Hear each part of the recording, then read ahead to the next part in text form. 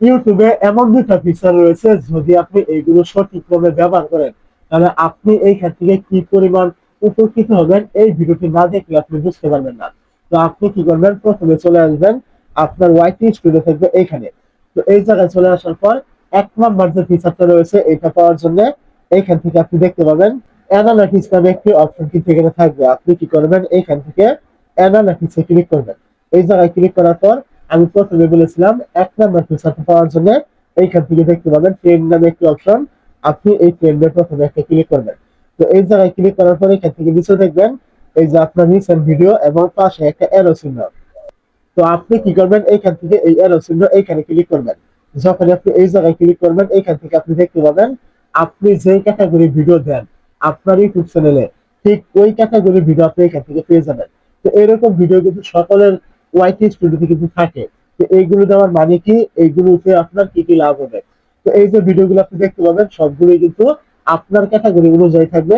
দু একটা হয়তো অন্য ক্যাটাগরি থাকতে থাকতে পারে, যেগুলো অন্য ক্যাটাগরি ওইগুলো বাদ, যেগুলো আপনার ক্যাটাগরি অনুযায়ী থাকবে এই ভিডিওগুলি কিন্তু আপনার ক্যাটাগরি অনুযায়ী এই বর্তমান সময়ে ট্রেন্ডিং এ কিন্তু রয়েছে। তো যেহেতু আপনি ভিডিও তৈরি করবেন সেহেতু ইউটিউব আপনাকে বলছে এই যে ভিডিওগুলি আপনাকে দেওয়া হয়েছে এই ভিডিওগুলি তারা কিভাবে তৈরি করেছে, কিভাবে টাইটেল দিয়েছে, আপনি এই টপিক অনুযায়ী আপনার মতো করে ভিডিও তৈরি করুন। কথার কথা বললাম, এখান থেকে দেখতে পাচ্ছেন যে ভিডিওটা এখান থেকে তৈরি করেছে। এখন এই ভিডিওটা আপনার ক্যাটাগরির সাথে মিলে গেলে আপনি কি করবেন, এই ভিডিওর উপরে ক্লিক করবেন। ভিডিওর উপরে ক্লিক করার পর এখান থেকে আপনার ভিডিওটি কিন্তু ইউটিউবে চলে আসবে। তো এখন এই ভিডিওটা সে কি বলেছে, কি কি দেখিয়েছে, এই টপিকটা আপনি দেখে নেবেন। তারপর আপনি আপনার মতো করে তৈরি করবেন। তারপরে সে কিভাবে থাম্বনেল দিয়েছে ওই রকম থাম্বনেল দেওয়ার চেষ্টা করবেন। সে কি কি টাইটেল দিয়েছে এরকম টাইটেল দেওয়ার চেষ্টা করবেন। যদি এগুলো করতে পারেন তাহলে অবশ্যই তার ভিডিওগুলো যেহেতু ট্রেন্ডিং এ, আপনার ভিডিওগুলো কিন্তু ট্রেন্ডিং এ যাওয়ার সম্ভাবনা থাকবে। আমার কথা অবশ্যই বুঝতে পেরেছেন। তো এটা ছিল আপনার একটা ফিচার। দ্বিতীয়ত আরো একটা ফিচার রয়েছে, এখান থেকে ভেগে চলে আসলাম। আপনি এখান থেকে ভেগে চলে আসার পর আবারও আপনি ওয়াইটি স্টুডিওতে আসার পরে এখান থেকে অ্যানালাইটিক্সে ক্লিক করবেন। তারপর আপনি এখান থেকে দেখতে পাবেন এই যে আপনার এখানে কন্টেন্ট নামে একটি অপশন দেওয়া থাকবে। আপনি এই কন্টেন্ট একটা ক্লিক করবেন। যখন আপনি এখান থেকে কন্টেন্টে ক্লিক করবেন আপনি এখান থেকে একটু নিচের দিকে চলে আসবেন এরকম। এখান থেকে যদি আপনার শর্ট ভিডিও দেওয়া থাকে এখান থেকে সিলেক্ট করা, অবশ্যই আপনি এখান থেকে ভিডিওতে ক্লিক করে সিলেক্ট করবেন।